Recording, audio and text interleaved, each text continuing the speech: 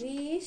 आज चाहिँ म धेरै पछि आएको छु र मम्मीले पनि बनाऊ कि बनाऊ भन्नुभएको थियो मुकबाङ, त्यही भएर आज चाहिँ धेरै पछि मैले मुकबाङ बनाएर आएको छु बनाउनुलाई। सो अनि धेरैले सोध्नु भयो अरे म चाहिँ कहाँ छु भनेर, अनि त्यही भएर म चाहिँ अहिले चाहिँ अस्ट्रिया भेनामा छु। हजुरहरूले अगाडि क्लिप देख्न सक्नुहुनेछ।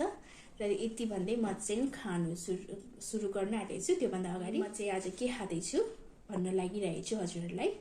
यो चाहिँ बोसो हो।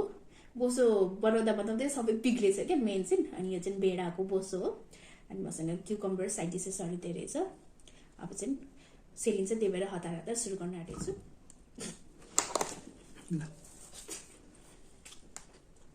सेलिसकेको छ। मैले चाहिँ मम्मीले उता नेपालदेखि फ्रेस फ्रेस अखबारे पठाउनु भएको छ, त्यो भर्खर लिएर आएको छु।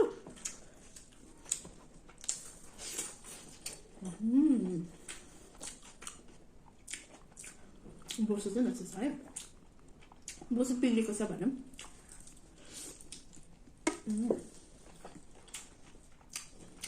तर मिठो चाहिँ भब्बाले भएको छ।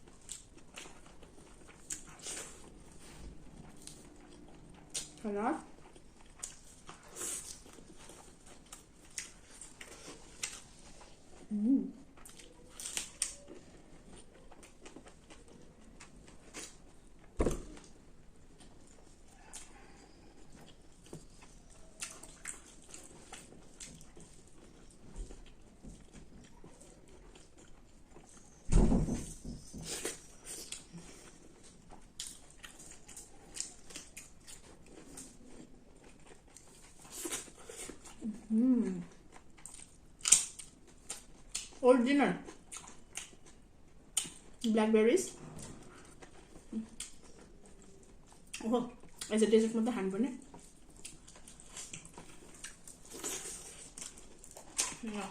Nepal papad पनि लिएर आएको छु मैले।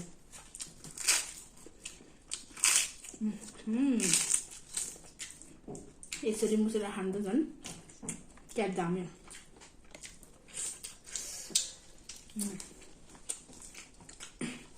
यहाँको मासुहरू चाहिँ कन्टिमै पाक्दो रहेछ मजाले।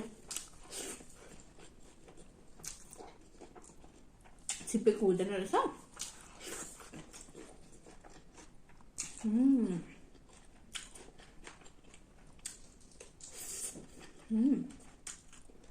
अमिलो।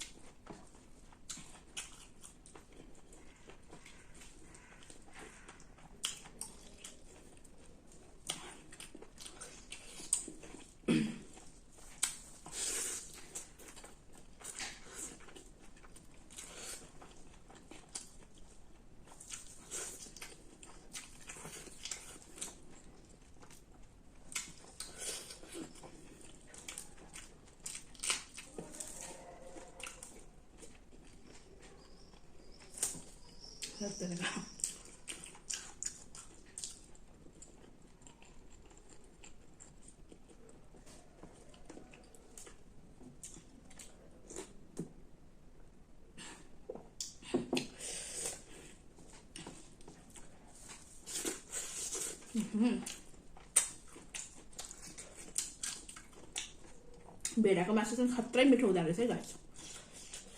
पहिले पनि खाएको थिएँ, तर यहाँको पनि मिठो छ। आफूले बनाएर खाएको चाहिँ झन् मिठो।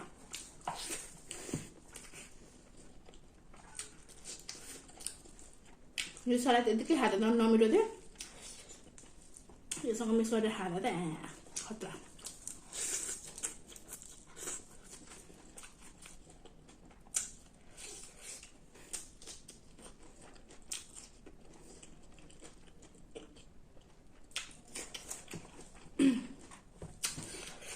अमिलो धेर भएछ मेरोमा। यो पनि अमिलो छ, यो पनि अमिलो छ, यो पनि।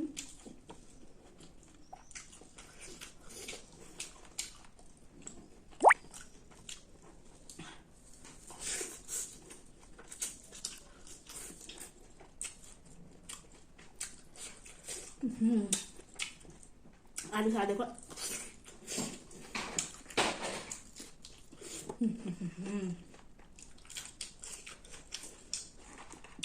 यहाँ आएपछि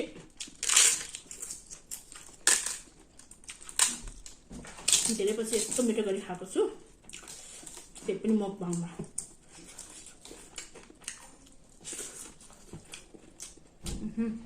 बोसो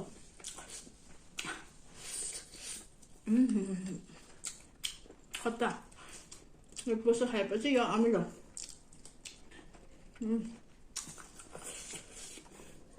ओहो,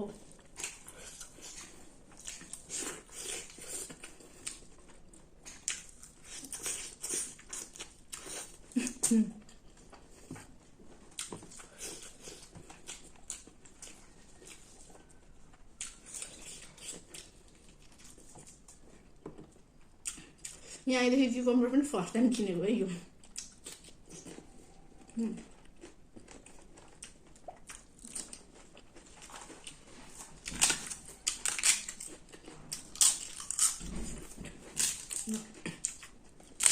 नेपालको पापड चाहिँ मिस हुने भयो पछि।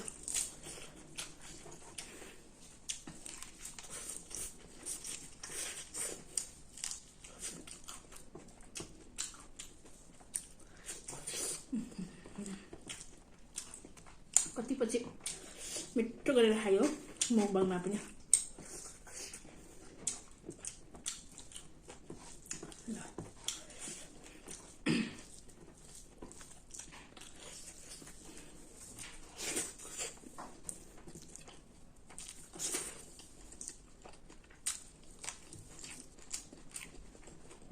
रातिको 8 बजिसकेको, 8भन्दा बेसी, 8:30 भइसक्यो, 8:30 9। अनि उज्यालो छैन, खासै राम्रो पनि आएको छैन होला भिडियो। त्यो पनि आज चाहिँ जे भए पनि होस् भनेर बनाइदिएको, जे परि पर्ला।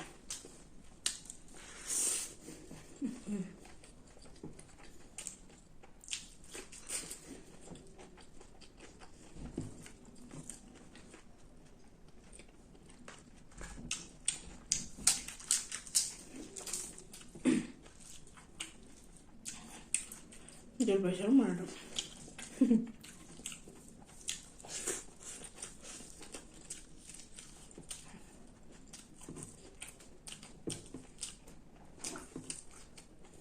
No. और ये सलाद कैपेज तो मेरे ऑल टाइम फेवरेट।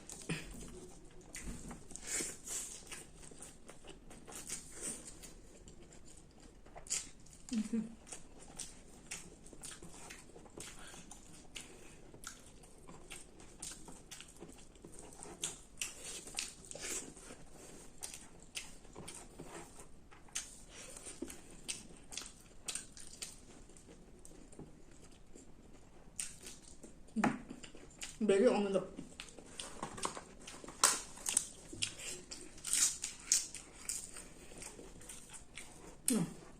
खाना त सिद्ध।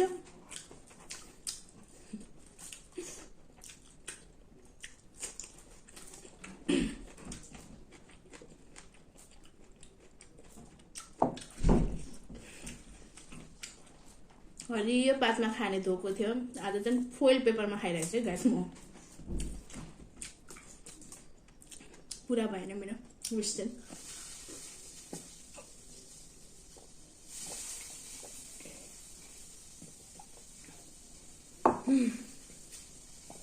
गर्मी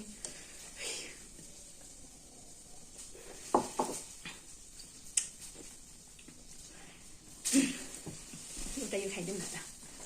यसो अघि खाऊ अमृत यो एज अ डिजर्ट। यो पनि अलिअलि अमृत छ, तर यो चाहिँ ठिक्क छ।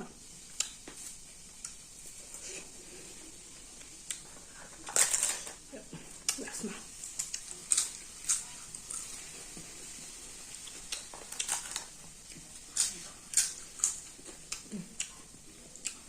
पेट टन्न भइसक्यो आज। ल मैले चाहिँ यति चाहिँ खानु सकेको छुइनँ। अहिलेलाई चाहिँ यति भन्दै बिदा माग्न चाहन्छु। हजुरहरू पनि मजाले बस्नु होला। By by.